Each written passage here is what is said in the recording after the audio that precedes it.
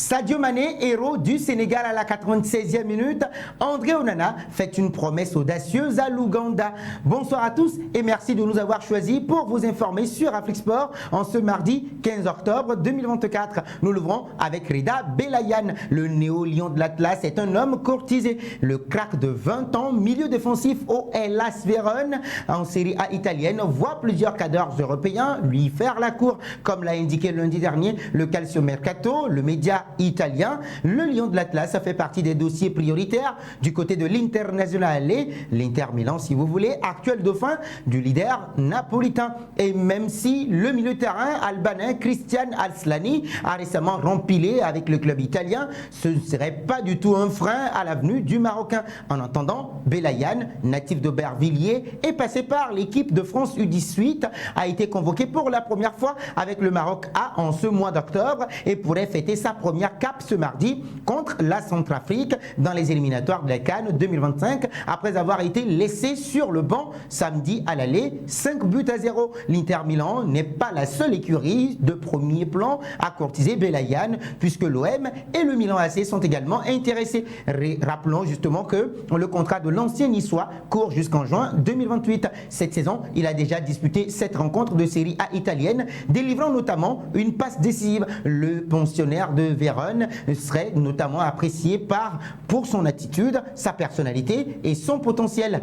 Affaire à suivre. Nous poursuivons cette édition avec le Gabon et le Ghana. Disputé ce mardi après-midi, la 4e journée des éliminatoires de la Coupe d'Afrique des Nations 2025 a débouché sur des fortunes diverses pour le Gabon et le Ghana. Après le match nul décevant concédé à Franceville vendredi dernier face au même adversaire 0 but partout, le Gabon s'est bien repris en s'imposant 2-0 face au Lesotho qui le recevait à Durban en Afrique du Sud.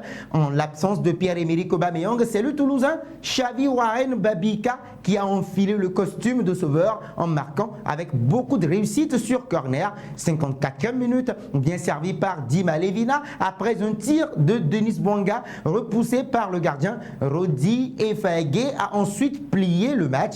84e conséquence, les Panthères font un pas important vers la qualification et se placent à la 2e place du groupe B avec provisoirement 4 points d'avance sur la Centrafrique qui affronte le Maroc à 19h GMT. La finale, en tout cas la phase finale au Maroc, est en revanche fortement compromise pour le Ghana. Toujours à la recherche de leur première victoire dans cette campagne, les Black Stars ont touché le fond en s'inclinant 2-0 face au Soudan qui les recevait à Benghazi en Libye. Ahmed Al-Tash, 62e, et Mohamed Abdelrahman, 65e, ont plié la partie en 3 minutes sur 2 modèles de contre quand même à l'heure de jeu avec 2 petits points au compteur et 5 longueurs de retard sur leur bourreau, détenteur de la 2e place, la dernière qualificative.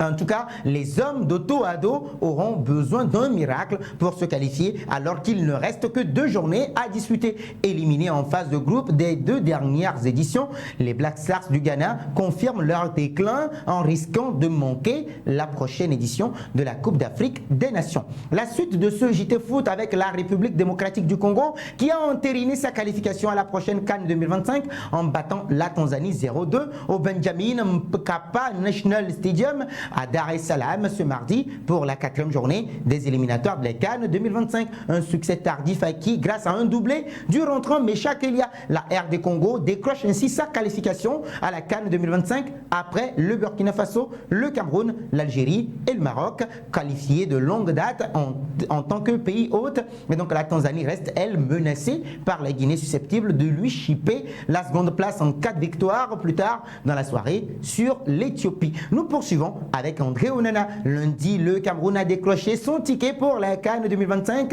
en s'imposant face au Kenya 0 but contre 1 lors d'une rencontre délocalisée en Ouganda. Le portier André Onana a pris la parole après le match sans manquer de rendre justement hommage aux locaux et même plus. Le mois dernier, les Lions des Indomptables du Cameroun avaient déjà affronté le Zimbabwe au Nelson Mandela Stadium 0 but partout et malgré lui, André Onana avait déclenché un véritable mouvement de foule foule après le match lorsque de nombreux supporters avaient tenté de l'approcher. Et pour cause, les Ougandais sont réputés pour soutenir son club actuel de Manchester United et ils n'ont pas l'occasion de voir tous les jours un Mancunien venir jouer chez eux. Mais cette fois, le match avait lieu à huis clos et donc selon le média Camfoot, cette décision a été prise par le Kenya, pays hôte sur le papier, afin d'éviter d'avoir un stade acquis au Cameroun d'Onana. S'il n'a pas cette fois compté sur la ferveur des locaux, le gardien a tenu à les remercier après le succès face aux Kenyans, tout en faisant une promesse. Oui, c'est extraordinaire. Il veut parler de l'accueil du public ougandais. Je veux remercier les fans ougandais pour l'accueil chaleureux reçu pour la dernière fois et cette fois, espérons que je puisse revenir ici pendant les vacances pour que nous puissions avoir plus de temps ensemble pour faire quelque chose de bien. Je le ferai, je le promets, a-t-il déclaré, une nouvelle qui va ravir quand même forcément les fans du football au pays des Princes. Nous terminons avec Sadio Mané. Longtemps tenu en échec, le Sénégal s'est finalement défait du Malawi à la dernière minute, 1-0 ce mardi, grâce à un coup franc majestueux de Sadio Mané qui permet aux Lions de la Teranga de se qualifier pour la prochaine édition de la CAN à 2 journées de la fin de ces éliminatoires. Sous la pluie battante de Lilongwe, les champions d'Afrique 2022 n'ont pourtant pas eu la partie facile lors de cette 4e journée des qualifications. Au fil des minutes, les hommes de Pape Thiaw ont toutefois commencé à se montrer de plus en plus menaçants, à l'image de cette tête de Kalidou Koulibaly qui passait juste à côté, puis de 3 occasions, coup sur coup, à la demi-heure de jeu. Et d'abord, une tête de Nicolas Jackson sur corner, captée justement par le gardien adverse, puis une frappe de Sadio Mané dangereusement relâchée par le portier. Enfin, le même Sadio Mané s'écroulait dans la surface de réparation suite à un tacle et restait au sol pendant de longues secondes sans que l'arbitre ne bronche.